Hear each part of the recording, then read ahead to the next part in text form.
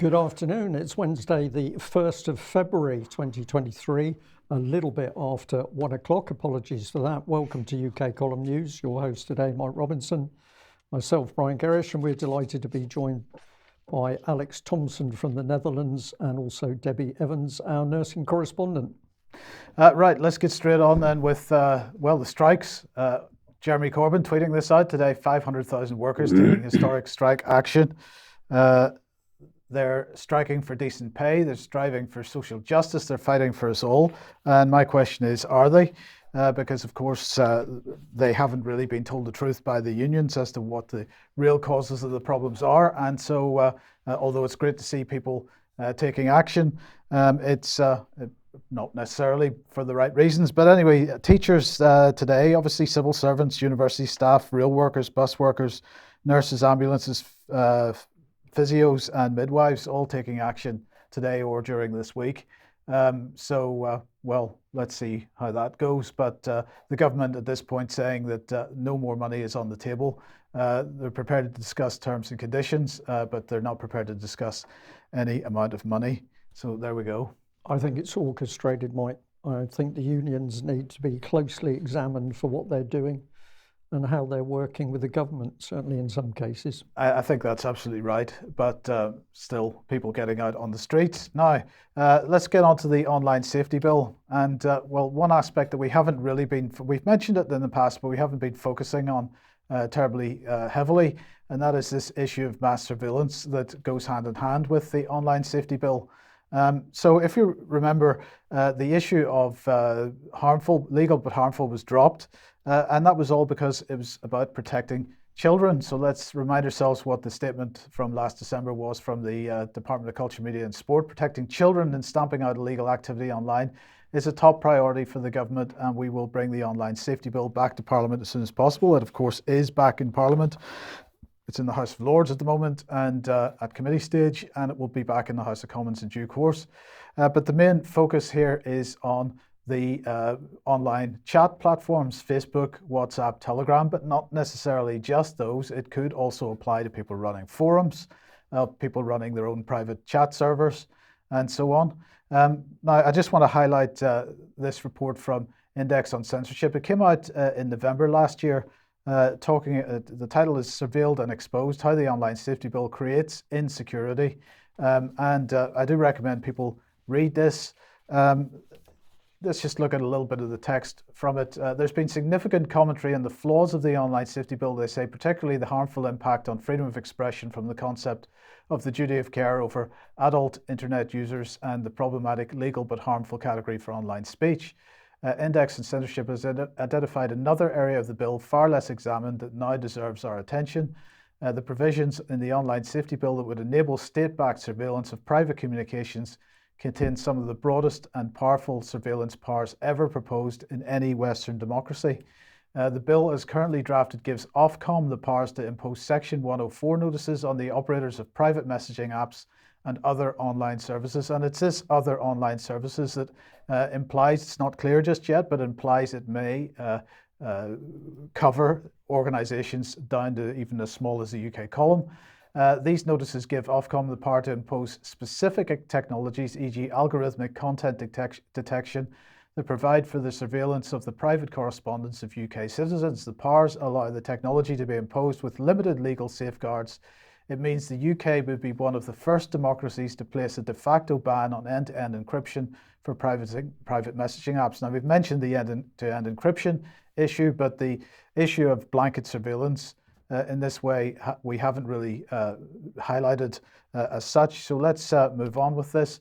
The Index and Censorship asked for an opinion from King's Counsel, and the legal opinion states that Section 104 notices amount to state-mandated surveillance. Ofcom will have a wider remit on mass surveillance powers of UK citizens than the UK's spy agencies, including GCHQ.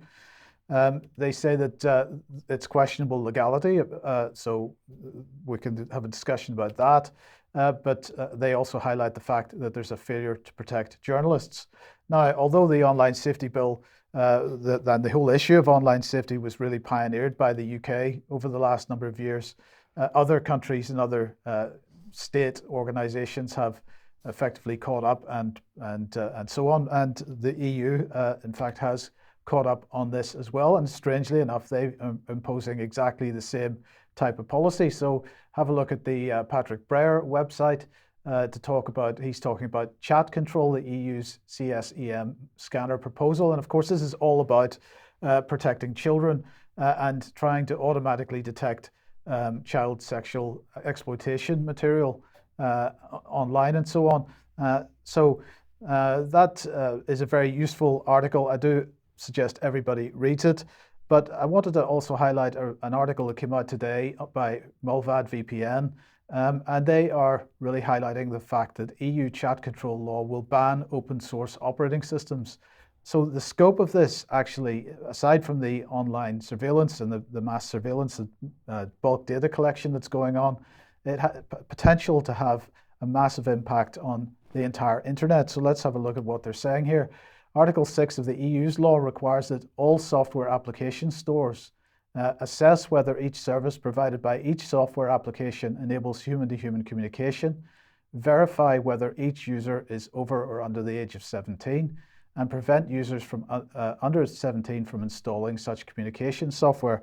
And the point they make is this clearly covers the online software archives almost universally used by open source operating systems since the 1990s as their main method of application distribution and security updates. These archives are often created and maintained by small companies or volunteer organizations.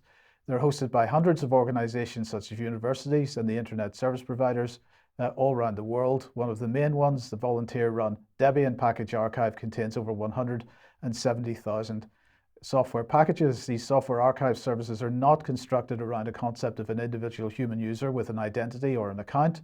They are serving anonymous machines such as a laptop, a server, or an appliance. These machines then might or might not be used by individual human users to install applications entirely outside the control of the archive services.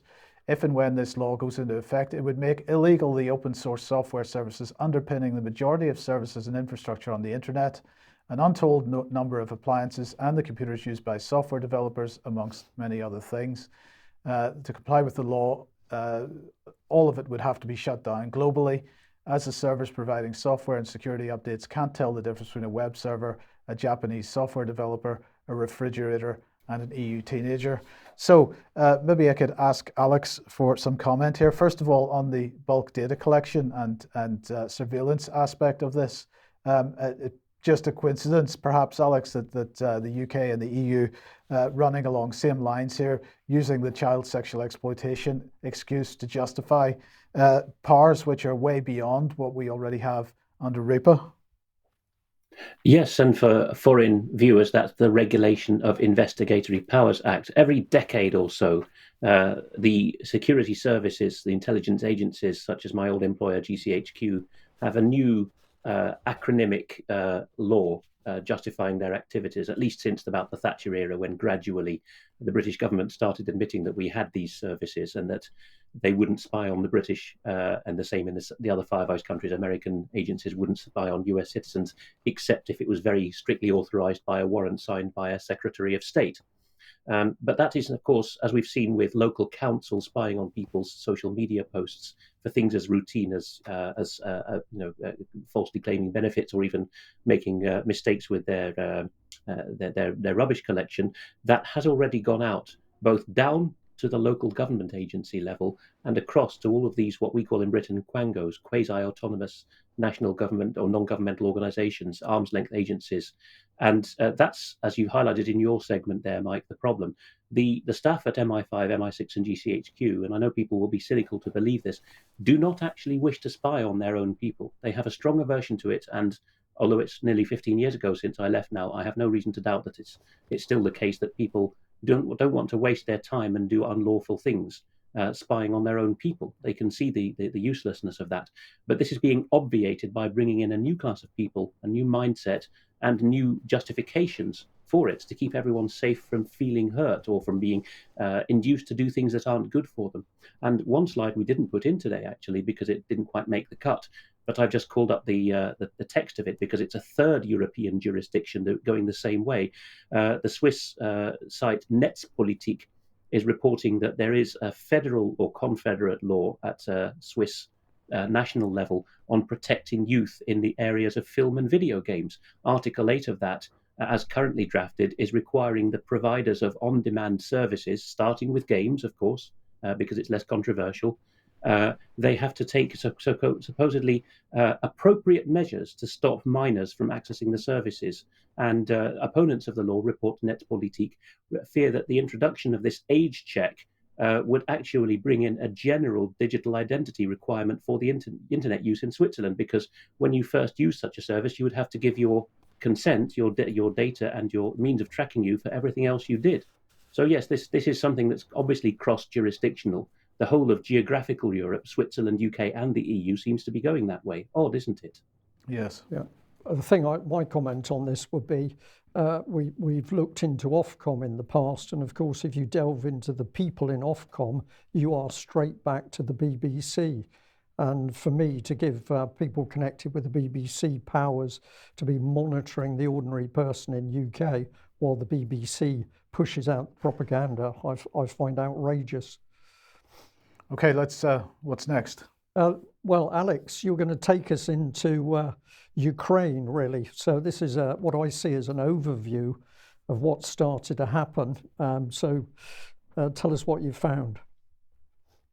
In summary, opinion pieces left, right, and centre, including in the Western European mainstream, are admitting that the Ukraine war is unwinnable.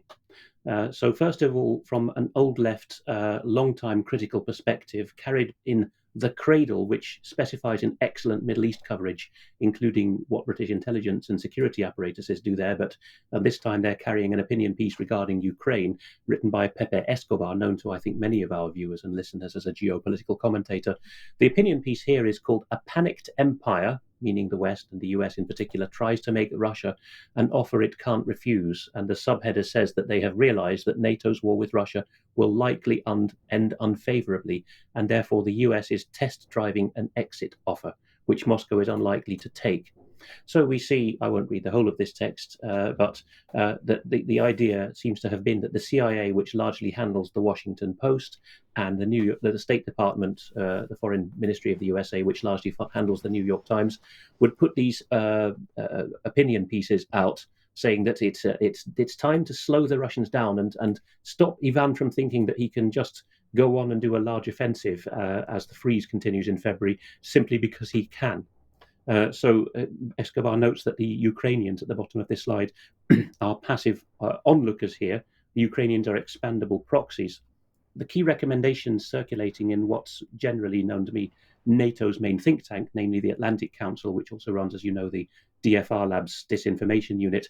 This strategy paper was going around just before New Year, and it plays the scenario that if the war continues in its current tempo, then the neocon policy is really that they'll not be able to sustain that. So that they're going to be having to train the Ukrainian military and imposing secondary sanctions, and at the bottom of the slide here, confiscate the $300 billion that the Russian state holds in overseas accounts. That is, kill the dollar. That's how desperate this war is getting. It's not just the usual suspects of the old commentariat who are saying this too. It's also Die Welt, roughly equivalent to the Times, a sort of centre-right paper in Germany. It's been picked up on by Eugypius, a German academic who uses this moniker to do a Substack blog, an extremely good blog. He's obviously, as the name suggests on screen, he's been concentrating on COVID for a while, but he's starting to look at Ukraine as well. So he's picking up on the fact that just after Chancellor Scholz agreed to send irreplaceable German Leopard 2 tanks to Ukraine, Die Welt has told its readership, which is basically middle Germany or well-to-do Germany, that it's essentially impossible for Ukraine to win. Eugypius, as ever, is not over-egging this pudding. There is the piece. Note once again that it's opinion, Meinung, and the Brussels correspondent of this very big-hitting mainstream daily in Berlin, Christoph Schulz, is saying, dressed up as opinion, that it is almost impossible, fast ausgeschlossen, almost unthinkable that Ukraine could win at this stage. And Eugypius' summary of it is, again, I won't read everything, but that Russia has destroyed 2/3 of critical Ukrainian infrastructure without even going into kill mode. that Russia's military is trying to counter the Western precision weapons with volume, and it has the strategy and the resources to do so. So there's a great risk to these tanks coming in from Germany and all the other Western countries. And that the longer the war has dragged on, the more Ukraine's running out of soldiers. There's social media footage circulating now, not just of men being press ganged on the street, which I know is happening in Russia too, but of Ukrainian men getting call-up papers when the state well knows that they're paraplegic, for example, or missing a hand. They're still being called up. And then the Die Welt continues, or rather the Brussels correspondent in his own name, that the international community's done a lot to support Ukraine, but it's still far too little to enable Kiev to assert its territorial integrity, which Schussel says is a legitimate claim. I would dispute whether that's true in full, given the history of some parts of Ukraine, like Crimea. One can only suspect a strategy is at work here. That's not Oygupius. This is Die Welt's correspondent talking about this. Rather strikingly, also, a former foreign minister of Poland, Anna Fotyga, has been writing in one of the main Brussels titles, Euractiv, saying that it's time to break Russia up. The misconstrued title, which hasn't been proofread properly, of course, these are all opinion pieces, notable, but they're being carried by heavy-hitting mainstream titles. The title should have read that the dissolution of the Russian Federation is a far less dangerous option than leaving it rolled by criminals, by which read Putin and his regime, but they missed out a word. But here the claim is, and this goes back a century to the Polish-led strategy then as now of Prometheanism, which is breaking up the Russian Empire by a supposed empire by championing the various Muslim and other peoples that are in its central belt. So all these resources are not Russian. The gas, oil, the precious metals, the grain, the forests, none of it's Russian. It all belongs to the Tatars, Bashkirs, Karelians, Oirats, Circassians, Buryats, Sakha, Ural, Kuban, Nogai, etc. Nogai, by the way, are a pretty violent North Caucasus nation who did a lot of jihad recently, so that's rather interesting. So Moscow, Anna Fotyga takes it upon herself to say, in the name of Warsaw or Brussels, Moscow is only war to them. There is no Russian national sentiment among them. She doesn't acknowledge that there is also two words in Russian, Rossiyski and Rossiyan, one meaning ethnic Russian and one meaning a citizen of Russia. That's completely foreign to her. Moscow sending ethnic minorities to the meat grinder. Some truth in that Chechens, for example, are overrepresented in the military. But that's kind of like Britain's deal with the Gurkhas, really. All of the Chechens are inside the country. So what does she suggest should be done? And I won't read this all either, but what we must do is make friends with the leaders. I suspect she means leaders in exile or designated opposition leaders in waiting, of all of these territories, including the ones that have been extremely violent or had some extreme violence among them towards Russia, terrorism recently. We must give these people rights. We must put them on the map, get to know their perspectives for sovereignty. There's a lot of mention here of prosperity. You might recall that, I'll pass back to you. It's the middle of my segment, but I just wonder whether either of you remember which power it was in the first half of the 20th century that declared that all of the countries around it were part of its co-prosperity sphere. I think that might have been Germany. No. I don't know if Mike can do any better. No, I can't, off the top of my head. It was Imperial Japan when it annexed Manchuria and half the Pacific. It did so in a co-prosperity sphere. So that's what Fotyga is suggesting, that Poland will become, or countries like Poland on behalf of the EU and NATO, will become the fosters of puppet states, calling themselves the Republic of Bashkortostan and the Republic of Kalmykia and things like that. So lovely stuff. A writer who's picked up on what I covered recently on UK Column has run with it, a Swede who is now interested in writing directly for us. But here is a follow-up to what he saw in UK Column about his own country, Sweden, and Finland to the east more particularly. News Voice in Sweden has carried this piece. Why Sweden and Finland want to join NATO? Have they been promised part of Russia? Now, Russia is such a staggeringly big country, especially when given a polar projection such as this map, that you hardly notice, and it's obscured by the headline there, that the Cyrillic letter F for Finland is up in the top left-hand corner of that map, showing that Finland would, according to this view, which was hung up in the, we'll show who it was done by, the, I'll just go forward to show you that, Major General Budanov, the head of the Ukrainian Military Intelligence Service, had this map hanging in his office, as I recently covered, and he refused to answer questions about what it would mean, but it would suggest that the Ukrainians are planning to be involved in the carve-up of Russia. People might not have noticed that Finland. So at a European map scale and centre, the News Voice article has gone to show what this would mean. Basically, a doubling of Finland to well beyond its Second World War borders, because of course Russia took a slice of its east at the end of the Second World War. But it's suggesting that Sweden is in on this as well, because Sweden used to rule Finland until the Russians took it over. So this is, all to play for, shall we say. I know it's kooky stuff, but it is being bandied about. It also shows that UK column influence is growing, in that people are noticing this through their own through our coverage. Towards the end of my segment here, the Bundestag in late October accepted changes for the law, which, as part of criminal law, allows for people to be prosecuted for incitement, which happens a lot on the continent, Volksverhetzung, incitement of the people. What's relevant here, just to summarize, is that at least a couple of well-informed and legally minded Germans have contacted me, saying that with this in place now, it may be criminally prosecutable in Germany to say, I don't believe that the Russians are responsible for the Bucha massacre, because that is now construed in the section 130. Section 5 of Part 130 of the new law. It might be tantamount to inciting people to hate and despise the Ukrainians. One more slide from me, which is that the French have now started sending artillery, canon in French, but basically we would call it long-range guns or artillery, to the Ukrainians. 12 of these Caesar systems. I don't want to put Brian in the spot, but as he's a sea rather than a land power man, but there's already been 18 of them being operated in Ukraine since summer. They're going to get an extra 12 of these Caesar artillery systems in Kiev, courtesy of France. Separately, the French and Australians have teamed up to supply an unspecified quantity of 155 millimeter ammunition to the Ukrainians. But without the systems to fire them and the men trained to operate them who can stay alive, I don't know what use that will be. Well, and Alex, it's the numbers. 12 is not going to make a difference, and they're going to be destroyed on a daily, weekly, monthly basis, like all of the other equipment that's been given to Ukraine. But what I'd like to thank you for that excellent summary there. I'd just like to take people back in time to the UK column report in 2017. And Mike, this was your original section. And you were pointing out that the EU was winding up with its Eastern Partnership deal.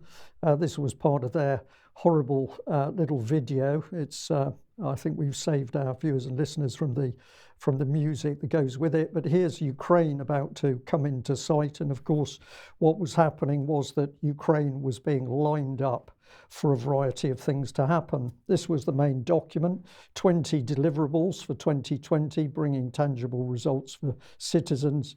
And of course, all written in the language that we've only got your best interests at heart. Trust us. We're going to help you develop your society, industry. We're going to protect you. But of course, reality was the exact opposite.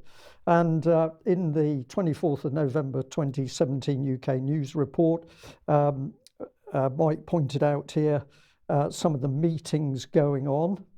So this was all looking very good. I'm just pointing out here that I can't pronounce that name, but the gentleman who's tweeted out, if you can assist me here, Alex, Georgie, we'll call him, is one of the named faces on the World Economic Forum. But we've got the lovelies around the table, and they're talking about what is going to happen essentially in Eastern Europe. And here we've got a comment, held a meeting with Ukrainian President Poroshenko. He seems to have disappeared into a black hole at the moment, and we'll see if we can find out some more information. But this was all part of the plotting going on in 2017. Here's a bit more. The Eastern Partnership, one of the most successful foreign policy initiatives of the EU. Well, we're now in 2023. Can we really say that was true? But we also pointed out that Theresa May was in the mix. So here she is, from agriculture in Ukraine to the tech sector in Belarus. There is a huge amount of potential in the eastern neighborhood that we should nurture and develop. So you get the impression that Western eyes were on all of this, but we must also be open-eyed to the actions of hostile states like Russia, which threaten this potential and attempt to tear our collective strength apart. So we want it, but we can understand Russia might not want this to happen. The UK may be leaving the EU, but we're not leaving Europe, and we're unconditionally committed to maintaining Europe's security. And isn't it interesting, Theresa May's gone, UK, well, claims it's out of the EU, but of course that's not true. And now we've got massive warfare. But this was the key comment from the UK column, that Theresa May had launched Operation Barbarossa. And that, of course, was the name of the Nazi invasion of the Soviet Union. And what have we got an eye on? The grain, we want the oil, we want the technology. And we pointed out that the then Conservative Prime Minister was prepared to risk millions of lives of young Poles and Germans in her drive to war. Well, we haven't yet put those lives on the chopping block, but they're coming because, as we shall see, these same people are ramping up the war in Ukraine. We posted back in 2017 this comment from Aaron Banks: what's the first thing you do with a new army? Have a war, of course. And this was pointing out that the whole of the EU defence structure was about creating a beast which could go to war. And what did the Russians do? Well, they, of course, responded. They were having defence meetings. Putin here, the exercises exposed certain shortcomings. He's talking about Russian military exercises. We must analyse them so as to propose additional measures to enhance mobilisation readiness. The economic ability to increase the production of defence products and services quickly is a vital element of military security. All strategic companies, regardless of the type of ownership, must be able to do that. So they seem to have done that then? They've done it, Mike. They've done it. That's why it's so interesting looking at this quote. They have done it, and they are now strides ahead of the West. But we also put up this really excellent comment by Rodney Atkinson. He was commenting on Free Nations at the time. He said the political obscenity of the week is Boris Johnson's disgraceful attempt to compare Vladimir Putin's 2018 World Cup with Adolf Hitler's 1936 Olympics, i.e. giving legitimacy to a fascist dictator.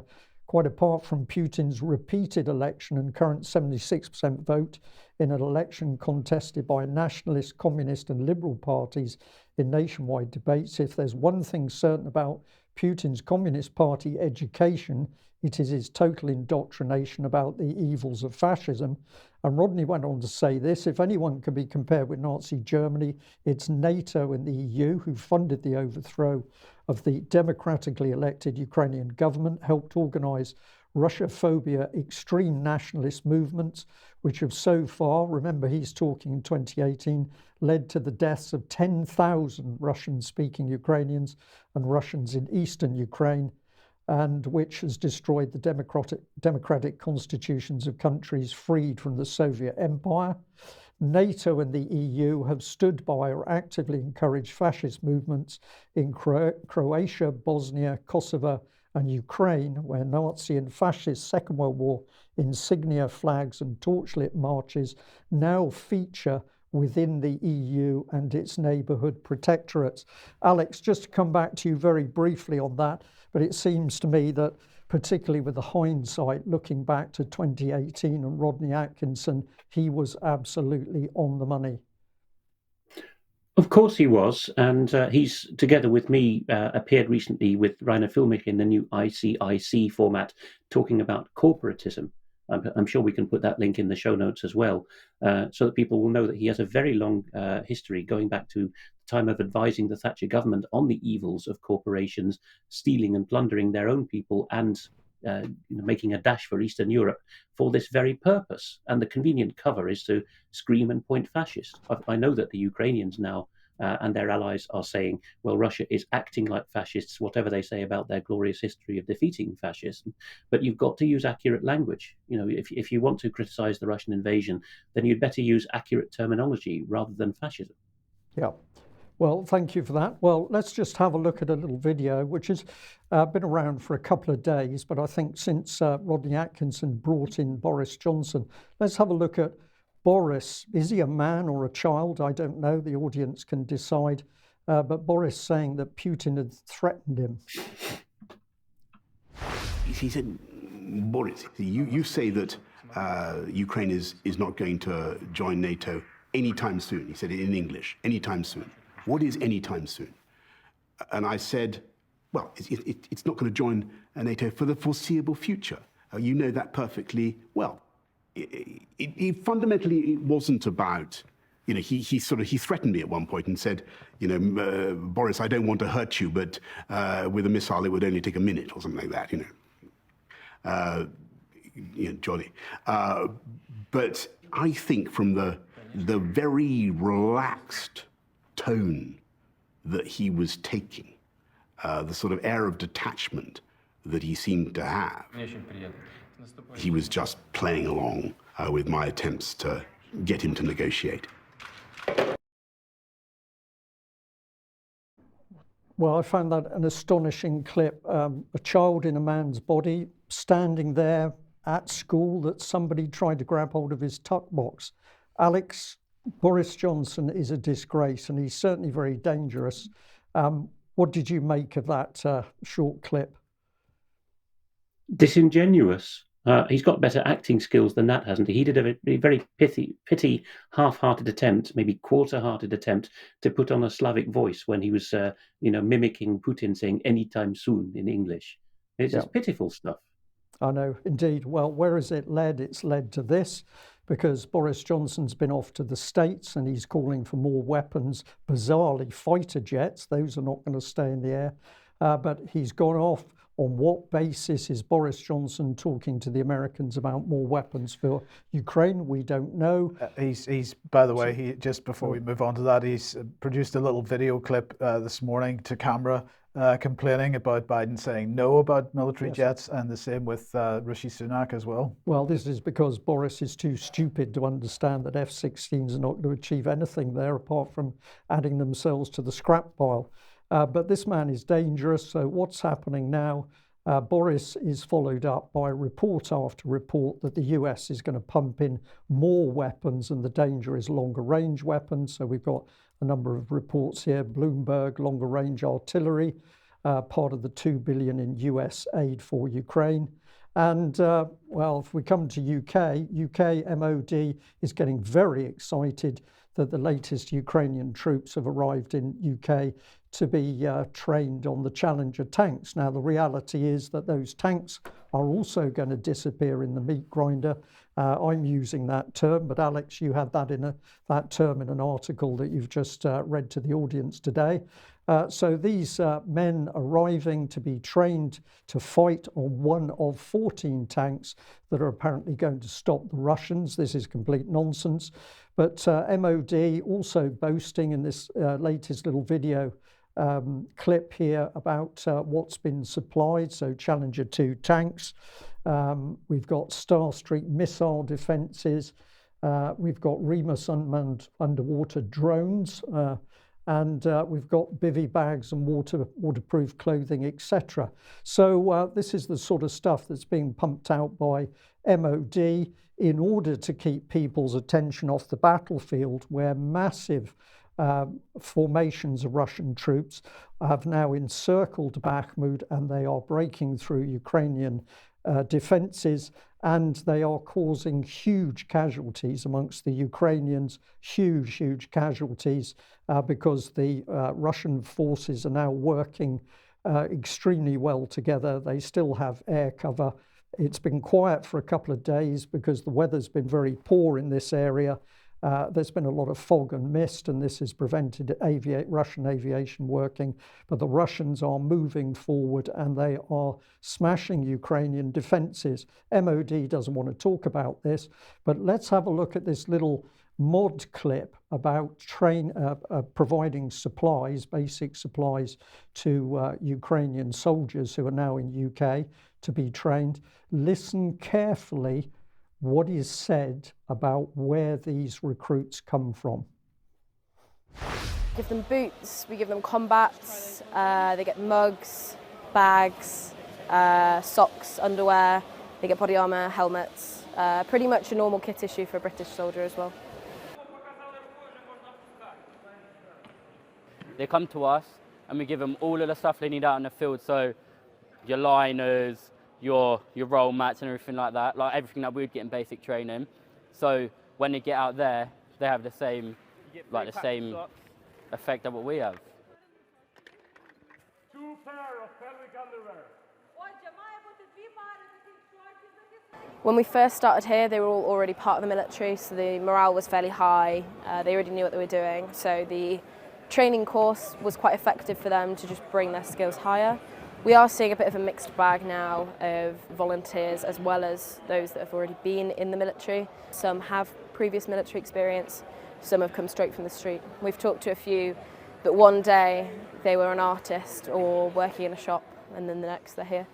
So it is a combined effort from Ukraine. They're all very willing to be here and they want to help. They've been really good, yeah, like, especially when you get like the interpreters as well. Like you could have a laugh with them because you could say something and then they'll say it in Ukrainian and we all have a laugh together. It's like one, it doesn't matter that you can't speak a certain language, we're all together. So there's the admission that we've now got young Ukrainians simply been taken off the streets. They were an artist or something else. They have no military training. They're going to be given a few weeks training in UK, and then they're going to be sent onto the battle front. And where are they going? Well, let's put up a picture. I think this is Ugledar, but it could be Bakhmut.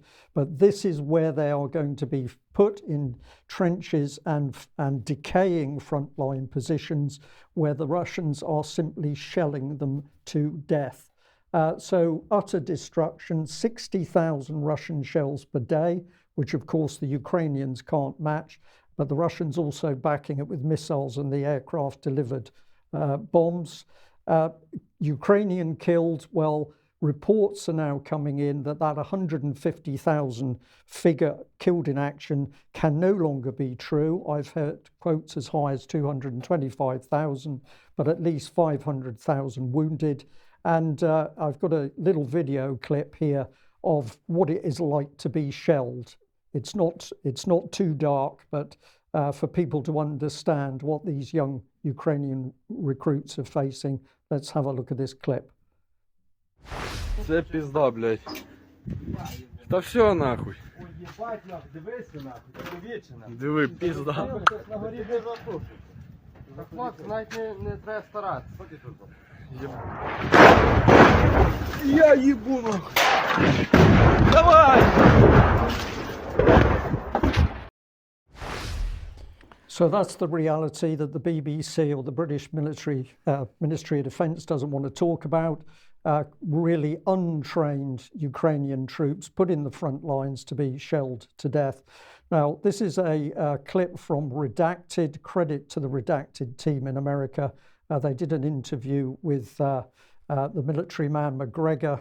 Let's have a look at this first clip and see his response to Rob Bauer, the Netherlands admiral, who waxed lyrical about how we were to prepare for war while maintaining our civilian infrastructure. Let's see McGregor's response.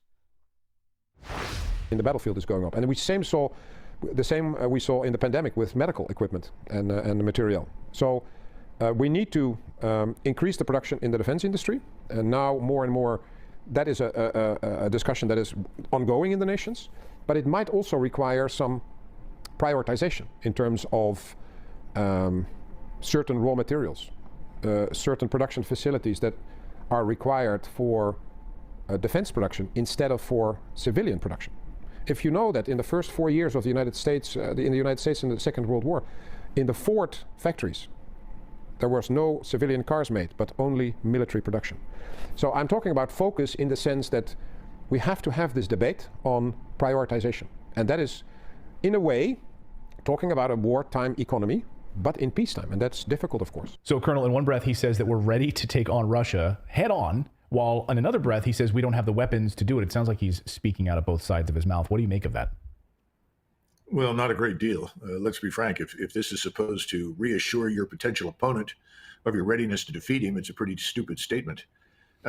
Frankly, I don't know what they're talking about, ready for a confrontation. The confrontation with Russia will not be in the mid-Atlantic. It's not going to be in the mid-Pacific. In other words, it's not going to be a naval war per se. And any of our surface vessels, and for that matter, even our submarines, could be tracked. Now, the nuclear submarines in deep water can't be easily tracked, but the surface vessels can. So the notion that somehow or another he's ready to do something strikes me as ludicrous nonsense. So that says it all, Mike. Ludicrous nonsense. Let's just look at the second part of that same clip to see what McGregor added. So in your piece, you talk about the readiness right now, and I like how you start. You say, you know, this time it's different. That somehow they're telling us that it's going to be different, and NATO is not prepared to do this. We're running out of ammunition. Where do you think NATO goes from here? It sounds like, and if you listen to this admiral talking, we need a wartime economy. He says that we need to turn our factories into military production machines right now because our stocks are drying up and we're going to take Russia head on. We need to convert factories in all of these NATO countries and go all out for a full-blown head-on collision with Russia. Well, it's useful to keep in mind that in Russia, the manufacturing facilities for military equipment and weapons and ammunition are running 24 hours a day, 7 days a week. Russia's already mobilized and integrated 300,000. The possibility that they will bring in more is very, very likely. I don't dispute that. Because every time the Russians look to us and indicate a willingness to talk, we make it abundantly clear that the Russians have a choice. They can either completely withdraw from Ukraine or commit suicide. That's not necessarily a good starting point for negotiations. So the Russians are doing what you would expect them to do. They're getting ready for a much larger fight if necessary. So, Alex, just for you, that's pretty straightforward, and I think he said it as it is. The Russians have been backed up against the wall, and the Russians are now going to fight.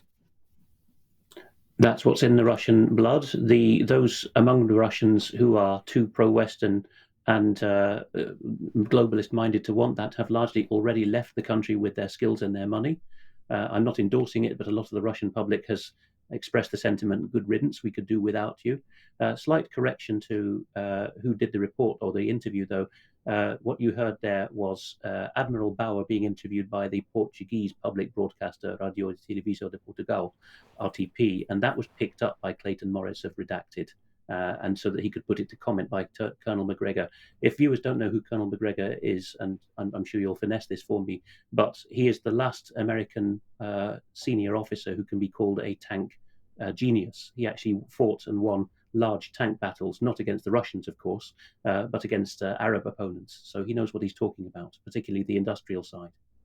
Okay, thank you for that, Alex. Well, I'm just going to give credit to another website that's been doing some really good reporting on Ukraine. This is Moon of Alabama. And what they did here was to superimpose using exactly the same scale. So the scale on the ground is the same. But the box in the bottom right of the screen is the operation for Desert Storm. And what they've done is superimpose that on Ukraine. Ukraine has been turned, so north is to the left of your screen. But the important thing is to look at the area covered by Desert Storm and compare it to the overall size of Ukraine.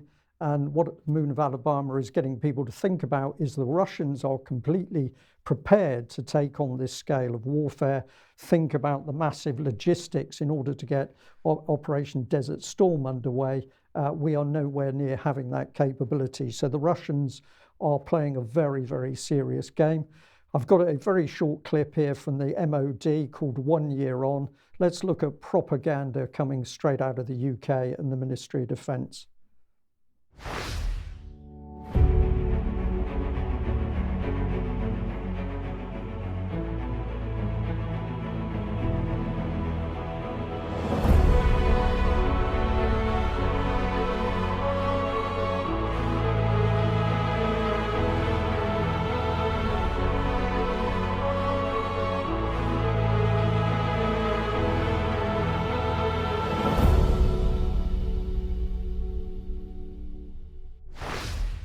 So it's all the nasty Russians, and let's finish up with this. This is intelligence update, and how are they dealing with the fact that the Ukrainians are now being destroyed on the battlefield? Well, defense intelligence simply ignores it. So it's talking about other areas of the battlefield like Kherson. It doesn't want to talk about what's really happening in the Donbass, and it's not reporting on the critical and intense fighting in Bakhmut, Chazov Yar, Ugledar, Mariinka, and other locations. And if we have a look at one here, well, what do? Russian units have probably conducted local probing attacks. Well, these are not probing attacks, these are the real deal. There is a realistic possibility that Russian military sources are deliberately spreading misinformation. Well, the reality is that it's defense intelligence spreading the disinformation and the misinformation as to the true state of the Ukrainian battlefield. But of course, we've got to accuse the Russians. And how does the BBC deal with the problem at the moment? They don't want to report it. So suddenly, all of the maps and the timelines have disappeared from the BBC, so they're going to lie to their viewers by omission. So troubled times in Ukraine, sympathy to the Ukrainian people as their troops are now absorbing massive losses, which of course the West could stop overnight. Alex. Yes, that's just commenting on the DIS piece there. It's getting worse and worse, isn't it? That for some weeks we've been noticing that the Defence Intelligence Service has been talking about things that are highly likely and that are at least military and hardware related or manpower related. And now you're showing us, Brian, that they're talking about things which have a realistic possibility of being so. And they're media space items about talking points. You know, if I'd mentioned that stuff to the Defence Intelligence Service in my time at GCHQ, I would have been laughed out of the building. But let's go on to what's been reported here by Zavtra, admittedly a hard nationalist, Alexander Dugin-style Russian outlet run by Alexander Prokhanov, who is quite a controversial figure in Russia. But the title of this blog translates as the Swarm of Wasps Project, and you can see this 18th century lithograph of a man kind of bringing a woman under his spell. I don't know whether that's meant to be a swarm of insects or just his influence going out. This is written by Oleg Yanovsky. It's been translated for me, fortunately, as I don't have much time for that myself, by a viewer. Sorry that the text is a bit grainy. Again, people can freeze this to read the whole of it. But it shows that the Russians, at least at the nationalist end of the scale, and these are oppositionists who don't like Putin, remember, they're noticing that General Nick Carter announced in late 2021 that the UK and NATO needed to prepare for a fully fledged war with Russia. They noticed that the now outgoing head of GCHQ, Sir Jeremy Fleming, who's been in post 5-6 years and who's going now, they have a short shelf life these days, GCHQ directors, had announced that Britain was fully involved in cyber information operations against Russia well before the war. They have noticed that General Sir Patrick Sanders, in June last year, immediately after being appointed Chief of the General Staff, emphasised that British troops must be ready for all-out war with Russia. The Russian commentary goes on to conduct a new war. The British created a new type of intelligence almost entirely based on the analysis of open data. That is, they involve not only specialists, but also all civilians. They're sounding like Mike Robinson in an all-out war against Russia. Thus, preparations are underway for the Third World War. Now, hear about this. Considering the Russian mentality, and this is the swarm of wasps of the title of this piece in Zavtra, considering the Russian mentality, the British, for the first time, used a new technology against us. They hacked the culture of laughter, fully tested the methods of influencing visual content and memes on the Russian population, using Ukrainians for this. Something that Western intelligence has been struggling with for a very long time has now happened. The Russians are poking fun at the Russians. An Englishman, for example, can't do that. He simply doesn't understand us. But since there's no mental difference, this is in the Russian nationalist view, no mental difference between the Russian and Ukrainian. I know that Ukrainians would violently disagree. There is at least structure. I think even the Ukrainian nationalists would admit that they know how the Russians think. So in Ukraine, they, the British, have been very successful, says this piece in Zavtra, because Ukraine is much more integrated into and dependent on the English-speaking world. True, I concede that point, even with the greatest skepticism, and it's only taken 5 years. The new technologies of the British intelligence services, be it Sluzhby, not quite special services, have led to the fact that the Ukrainians, captured by them, have turned into a fanatical enemy of Russia, ready at any moment to become saboteurs with a blind conviction in victory over the so-called Russian world, Ruski Mir, which is this much derided view now that Russia has a sphere of influence. It should be noted that such people no longer have an identity. It is blurred by the applied influence. So there we are. Britain using the Ukrainians as sock puppets to sap the Russians' confidence in themselves. And Alex, that of course has got to be one of the main reasons that BBC Media Action was sent in early to capture the Ukrainian government media system, set up Suspilny, and start to push out the BBC propaganda on the Ukrainian people. This is what is so sad, because, of course, many of those people in Ukraine will trust the BBC when, in fact, the BBC, certainly in my opinion, was attacking them from day one. Right, we have a little bit of video, but for Stephanie, we're just going to play that out after this section, so we're just going to move the order just a little bit here. So I just want to first of all bring on Mao Ning, who's the Chinese Foreign Ministry spokeswoman. This is the Chinese equivalent of Maria Zakharova. Well, she was saying this: the US is the one who started the Ukraine crisis and the biggest factor fueling it, and has kept sending heavy and assault weapons to Ukraine, which has only prolonged and intensified the conflict. Rather than reflecting on its own acts, the US has been sowing paranoia and pointing fingers at China. We reject such groundless blackmail. If the US truly wants an early end to the crisis and cares for the lives of the Ukrainian people, then it needs to stop sending weapons and profiteering from the fighting.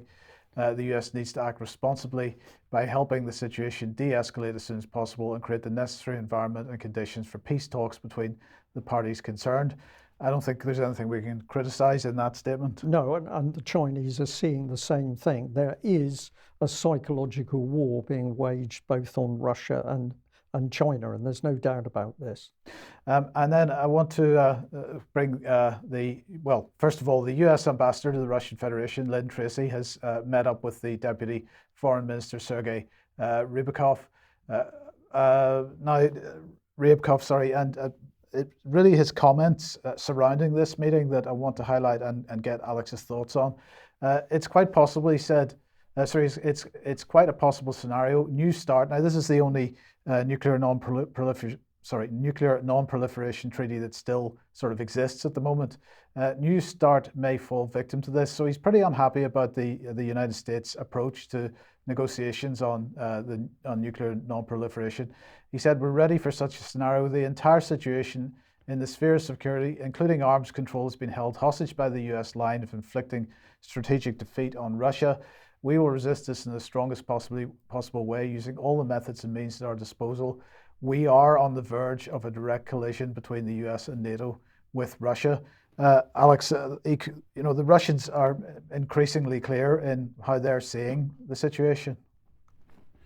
And not for the first time, we note that the Russians, and this isn't me being a fanboy, it's just accepted all round, the Russians integrate their warfare and the diplomacy much better than Britain and America and the European continent do. Vanessa Beeley often makes this observation, that they have a Clausewitzian view in Russia, that you continue with warfare what you can't manage diplomatically. And this isn't cynical or Machiavellian on the Russians' part. It's actually, I would say, loss minimizing. Ryabkov, as a deputy foreign minister, as in any country, a DFM is not usually found saying we might be at war with you soon. This is what generals tend to say. So I would endorse what you say there. Okay, right. We've got a little bit of video here of Keir Starmer at Davos. So this is obviously going back a couple of weeks. But Brian had been given the tip off about this, so I thought it'd be worthwhile everybody hearing it. And I'm very interested in both yours and Alex's thoughts on this. And we're going to let you go. You've got a lot to do, but we'll end on a quick fire because obviously we wouldn't be a podcast without a quick fire. So let us just ask you quickly. You have to choose now between Davos or Westminster. Davos. Why?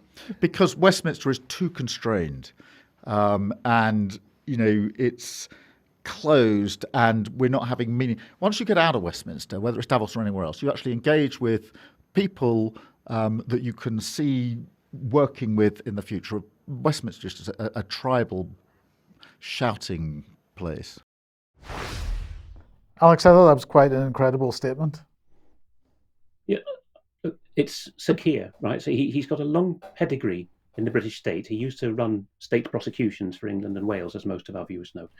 You'd think he would have the gumption not to say, oh, the foreigners, when given a choice between representing his own constituents and going to a seedy club abroad to be given his orders. And to compound his error, while he's doing his hand-wringing, he says, when you go to Davos, you can imagine yourself working with such people in future, which again is code for taking orders for them from them. You have to concede he's right that Yabu sucks and public schoolboy behaviour in Westminster is a problem. Although the different kinds of MPs are coming in now, the charlatanry doesn't seem to have diminished on that account.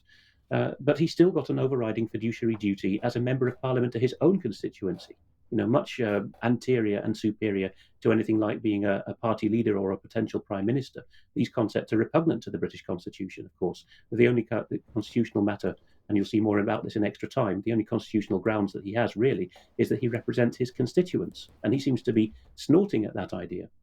Yeah. Okay, thank you. And well, Debi, at last. Now we've got a Guardian article here about super rich preppers planning to save themselves from the apocalypse. So the question is, are these Davos types they're talking about? Well, yes, I think they possibly could be. And I've been fascinated really because the WHO have just announced all countries to stockpile on radiological emergency medicines. And then all of a sudden we see now that tech billionaires are buying up luxurious bunkers. And when I say luxurious, I mean luxurious. And you can see there they often refer, these tech billionaires, to the book Survival of the Richest. But I think you've got a very short little video clip just to show you a few of what you can expect if you go to a tech billionaire's bunker, because it really is very extravagant. You're in the middle of nowhere, rural Kansas, the site of an abandoned nuclear missile silo. Armed security patrol the entrance to a doomsday bunker that's reserved for the wealthy elite, and sales are booming. Since the election of Donald Trump, we've seen a whole new demographic of people calling in, people that didn't know we existed before. Larry Hall is the owner of the Survival Condo Project. These 16,000-pound doors lock you inside. We're heading deep below the surface of the earth into an underground bunker like no other. We are in a typical full-floor residential unit, and even though we are more than 100 feet underground right now, you can see that it's certainly not a claustrophobic area. 12 luxurious condos exist here with fireplaces, high-end appliances, jacuzzis, even windows. Yes, windows. High-definition TVs broadcast a live feed of the outside world right into your living room. The price tag for this 3-bedroom, 2-bath condo, $2.3 million. Well, as the sign says, welcome to the beach. And look at this. It's a swimming pool with a slide and waterfall. Other common areas include a movie theater, rock climbing wall, and shooting range. There's even a farm that grows all the fresh fruits and vegetables you'll need. This can grow up to 70 different species of plants, lettuces, tomatoes, carrots. The bunker runs on power sources like wind and diesel generators. We have enough fuel to run these diesels for 2.5 years. Plenty of time to ride out worldwide chaos should it ever erupt.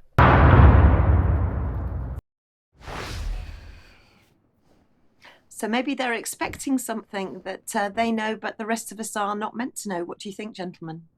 Well, from the mentality we've just seen with Keir Starmer, these people are capable of anything. Are they capable of creating war, but also protecting themselves? And of course, they got the wealth to snap up supposedly this level of protection. Yeah, they have. We're dealing with some very deranged people. Okay, let's come back to the UK and Parliament. And we have a little piece of video of Alex Chalk, who's the Defence Minister, answering a question, I think on Thursday last week.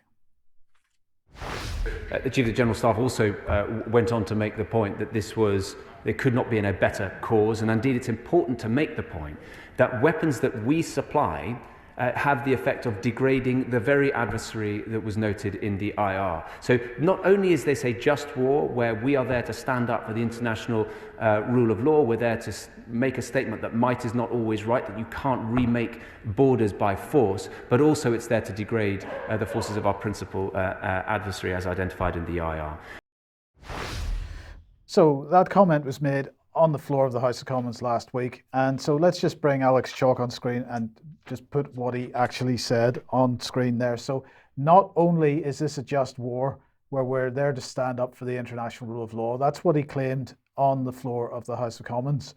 But this is what was reported in Hansard, which is supposed to be the record of everything that is said in the House of Commons.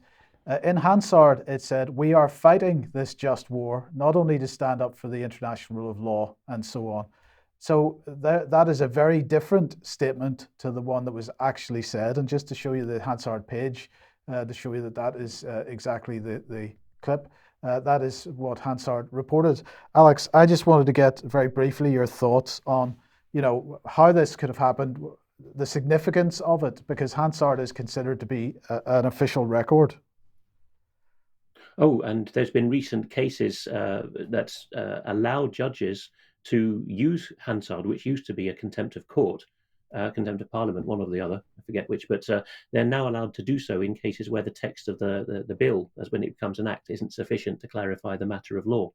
The Hansard parliament, or the parliamentary clerks who take very adept shorthand, have never claimed to do a verbatim transcript. That would include lots of ums and ahs, known as false starts and misconstrued sentences. Just as when you read a transcript on a reputable website like UK Column, it doesn't attempt to be verbatim, and not all words that are supplied are within square brackets. That said, the Hansard clerks have told the BBC and others in the past that they are very scrupulous in what they do. They are supposed to be the last apolitical part of the parliamentary estate. That may have gone by the board now. I do know that they, on principle, never listen to the recordings that are available in high quality these days because it slows them down. They're that good at shorthand, and this is perhaps what incriminates them here, possibly. They are that good that they take down verbatim what they can on the spur of the moment, and they run with that. But to introduce a new subject of the action, of the verb, we are fighting, goes way, way beyond what is considered making good a false start or a misconstrued sentence in any reputable transcription, of which I have quite a long professional experience, because it makes Britain a party to the conflict. So if anything, it shows the fundamental international law illiteracy of those writing these transcripts, doesn't it? Because they've just made a point clean contrary to what Mr. Chalk has said. And of course, he's also member for Cheltenham, where GCHQ is based. It was controversial a year or so ago when he got that post that he could have that as well as being a junior minister at the Ministry of Defence. A clear case of split loyalties, but that, of course, is because we have allowed in the Westminster model ministers to sit in Parliament, contrary to our own founding contracts and constitutional documents. Yes. Okay, look, Alex, we are really short of time, so if we could just very briefly run through this. People will be aware, this is really just a feel-good interlude, that the 77 Brigade story has gone large. But just to show people of how much kudos has gone to UK Column here, and you're missing a lot if you're not a signed-up member. There'll be far more in extra time for you to enjoy, so if you're not subscribed, you'll miss that. But here we are, that Majid Nawaz is being accused by Mike Wendling, the head of fake news at BBC, somebody whom Brian described 5 years ago as having an ego like a rhinoceros-sized ego. That was the phrase. Wendling is now saying that Nawaz is a conspiracy theorist, and therefore when he says something is true, it's not to be taken notice of, because the information in this article that's broken this week with the Big Brother Watch expose on 77 Brigade of the Army spying on the British people, that's new information, and he's called out on that immediately. Nawaz's own take on this is, well, Majid was right all along about 77 Brigade, but he's still a conspiracy theorist because he interviewed someone I don't like, and that's not fair. We can see that we're being credited here. So this graphic, which you created years ago, Mike, and have kept up to date, is now doing the rounds with credit. Notice there that somebody called Ruby says that UK Column's always worth watching because they give accurate information, which is well sourced. Another user, PBC174, says that we always show their sources, most of which is from the government. BBC, on the other hand, reads a heavily scripted version of the news. An Australian viewer says, I wish we had an Australia comment. Their column, they're so brilliant, they cover a wide selection of topics. This is really going to infuriate the BBC and their cheerleaders, isn't it? Because they often say that they're reputable and they have proper source controls, and we don't supposedly have editorial controls. Neil Ferguson's computer tweets, imagine a world where UK Column replaced BBC News at 6. Big Brother Watch itself, in announcing this expose that most people are now aware of, got this reply, you're 2 or 3 years too late. UK Column are way ahead of you. Very poor. Rebecca Riot said, oddly, Wendling and Mariana Spring, the two supremos of fake news at BBC, claimed to have been surprised, because he said it was new information, didn't he? Surprised by the army spying on us. It's been known for years. And Karen Baines says, another so-called conspiracy theory comes true. Sack Tobias Elwood. he can't, and Karen's making the key constitutional point for us, he can't spy on his constituents and pretend he represents them. You cannot be a fiduciary duty MP and a minister. And we're going to have a lot more about this in coming weeks. Money Circus, one of the best Substack blogs, has also written up on this. And just to show you that, again, with accreditation, that image has gone up. So there's plenty of indication that people are aware of what we're doing. Okay, thank you for that, Alex. Well, Debi, let's bring you back in because we can't trust the BBC. We've got other news outlets. GB News is one of them. Can we trust GB News? Well, I was very into, and like a lot of our viewers and listeners, I've been very interested to watch bits of GB News and to catch up with them. I do wish Mark Stern well. I hope he gets better very quickly. I hear that he's had a heart attack or a couple of heart attacks, and his programme isn't yet back on GB News. And he was doing an awful lot of amazing work highlighting the vaccine injured. And so therefore I was looking at Bill Gates, as we all do, which you can read, by the way, when my blog comes out this week, but we'll talk about that later. So in my investigation, I found this article, an excellent article from Dan Wootton of GB News. And he says, if Bill Gates and the WHO are allowed to take control of international pandemic policy, we're in deep trouble. And I've underlined a couple of things there. The top paragraph says, well, the mainstream media too is in lockstep with the WHO and Bill Gates over the correct approach to pandemic management, even though both the organisation and the man got it spectacularly wrong. And I've highlighted a few little bits where Bill Gates is mentioned there, and I heartily agree with Dan Wootton. And my next slide isn't any way, this is a caveat, and I'm not saying that any of the presenters are in any way involved or know anything about this, but it was just an observation I made with regards to GB News. So you can see at the top there that it's GB News Limited is a wholly owned subsidiary of All Perspectives Limited. The company has been funded by the following principal investors. Now, All Perspectives Limited were founded in 2019 in September, just before the pandemic and just before Brexit, obviously, and they're funded by Discovery TV network in the UK. Now, their principal investors, Legatum are a private investment firm based in Dubai, and they promote entrepreneurship. Now, in their portfolio, they've got the End Fund, which is on track to eliminate the world's 5 most common neglected tropical diseases by 2030. And the Luminos Fund, which helps get children back into, sorry, I was just reading that and I just missed the end of it. Maybe one of you could just, sorry, thank you. The Luminos Fund, which helps, yes, sorry, go on, Brian. The Luminos Fund, which helps get children back into school after their exclusion due to poverty, war, or discrimination. Yes, so these two organisations I hadn't heard of. So I went to have a little look further and I was surprised by what I found. And as you can see, the Luminos Fund, their donors, many donors, but specifically I saw the Bill and Melinda Gates Foundation. Also the End Fund there, their investors, we can see the Bill and Melinda Gates Foundation again.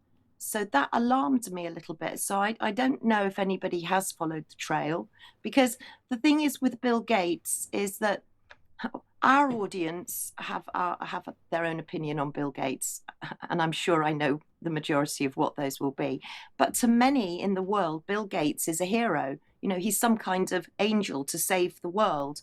So it troubles me when I see another media company having an investment, however far down the trail it is, that connects them to Bill and Melinda Gates. And when you look at Paul Marshall, who's also in charge of GB News, he's an investor. He's very, very hot on philanthropy.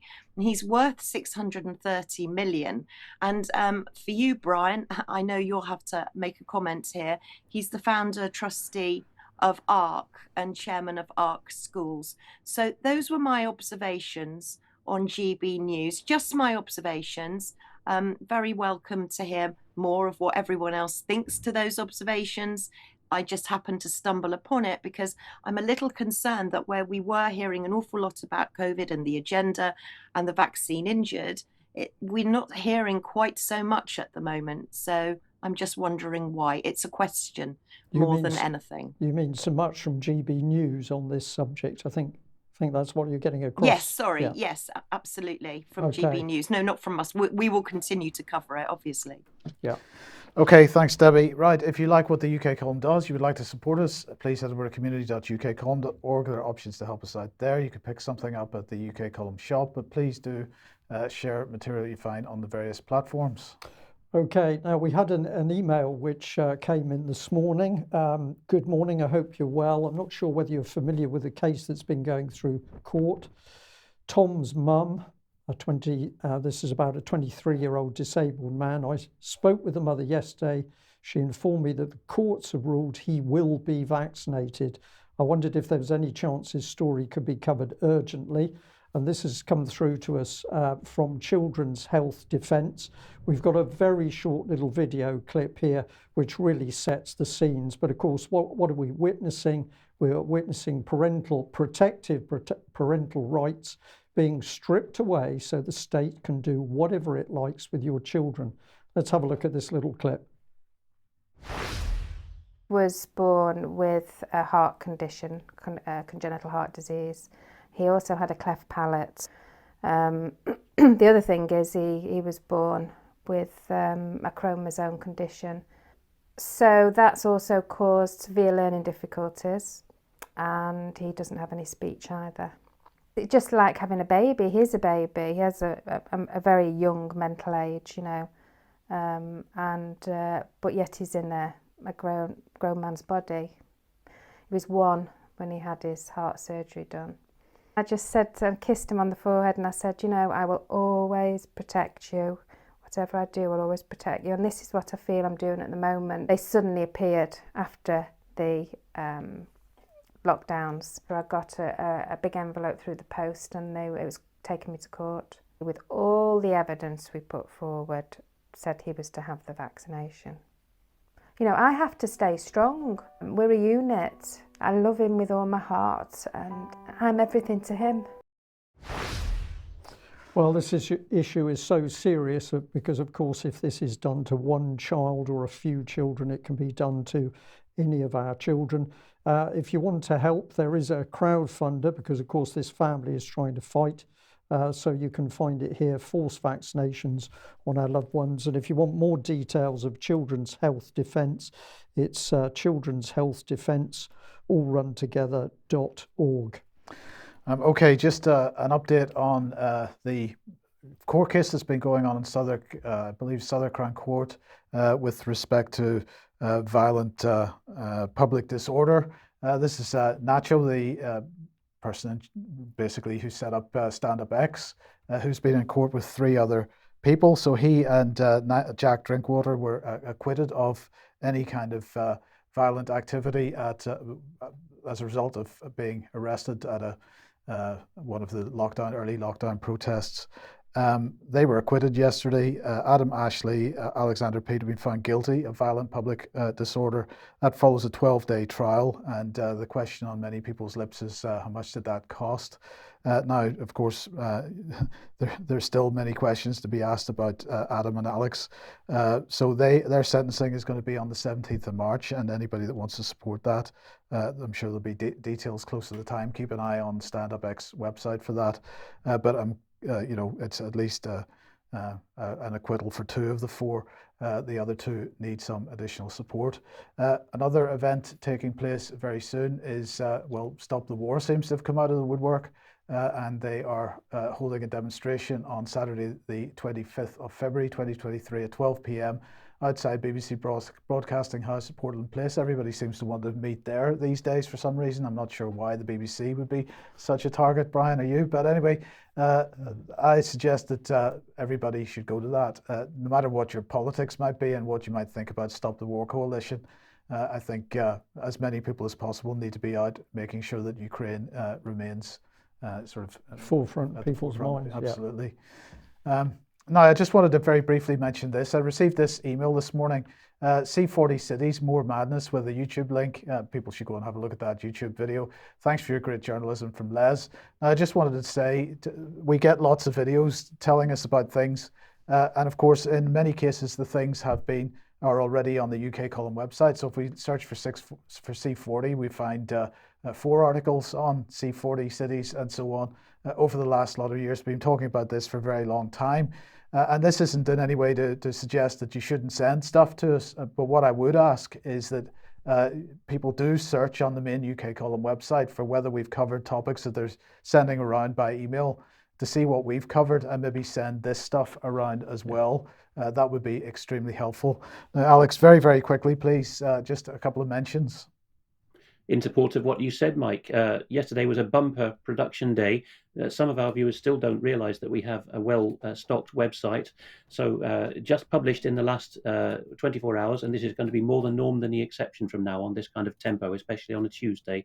We have Hugh McCarthy's part 2 on what we're doing to our children. You should be sharing all these as well as talking to us, just to support what Mike said.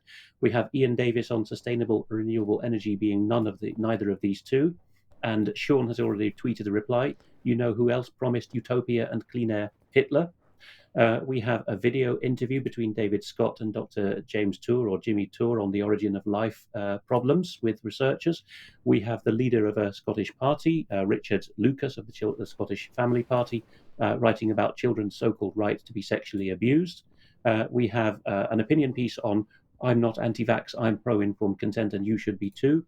Already been tweeted by Dr. David Cartland, a heavy hitter on Twitter, and you'll see at the bottom of the screen that just by that means alone, it's had 28,000 views in the first 24 hours of it being up.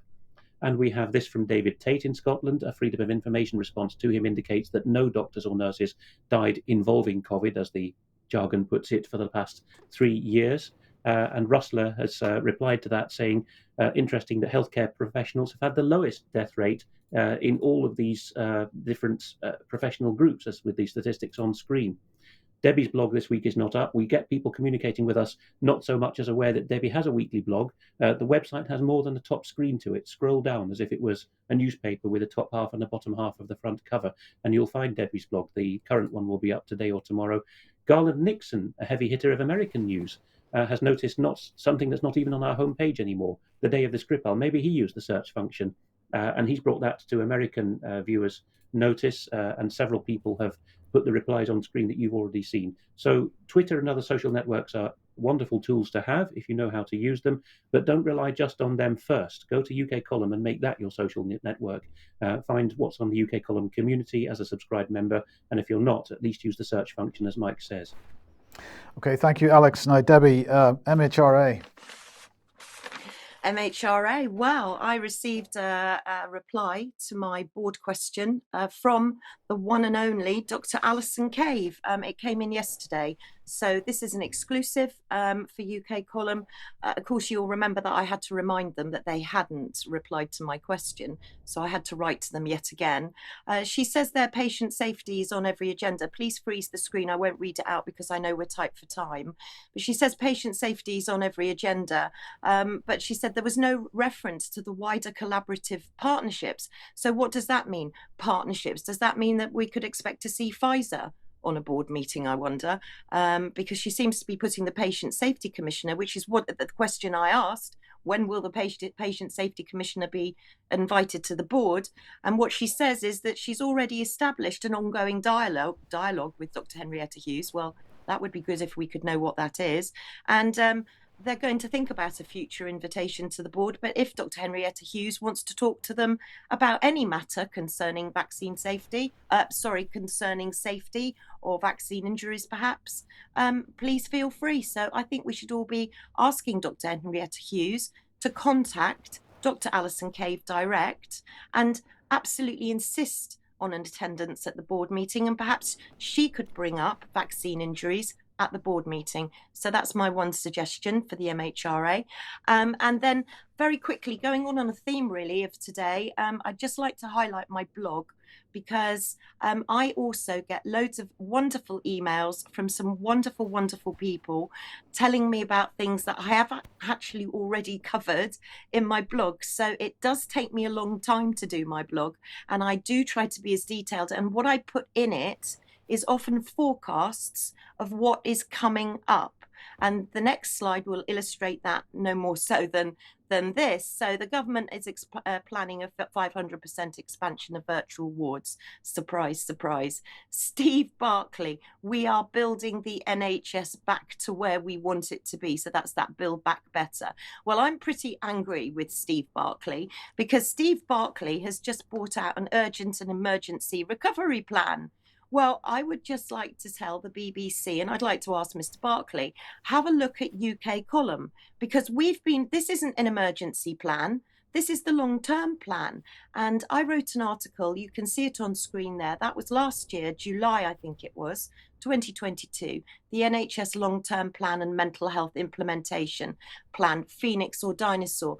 And in it, if people don't want to read the whole article, and I can appreciate that some people don't want to read full paragraphs, at the end of the article, I actually bullet a load of points that are in the NHS long-term plan to make it easy for people to see what's coming up. Now, the ones that you can see that I've just put little red dashes against are the projections and the reports that we were making on UK Column a year ago. So the next three slides, just freeze the screen for a couple of seconds on each slide, and you'll see that I made all of these projections a long time ago. So why the BBC and Steve Barclay isn't watching UK Column, I absolutely don't know. So please scroll down to the end of that article for all the bullet points. And then you can see not only what's being implemented now was planned a long, long time ago, but also what's coming up in the next 6 months, in the next year. Personal budgets, for example. Why have we increased the children's palliative care budget, for example? All the things, mental health vehicles, ambulances. This isn't part of Steve Barclay's emergency plan. He's not been sitting there working this out with civil servants. It was already planned, and in his diary, probably for August or July this year, he'll start announcing personal budgets. He's just following the plan. So please, could everybody just have a little look at that article, and then you'll know what to expect going forward for the next few months anyway. Right, so what we'll do, Debbie, is we will put that article up in the editor's choice section on the front page of the website straight after the news programme. Thank you. Thank you very much. Okay, well, we're out of time for the news. We have a lot of material still to talk about. Some of that we'll bring into extra time. So if you're able to stay with us, join us for extra time. And we've got some very interesting commentary, including more from Debi about matters medical.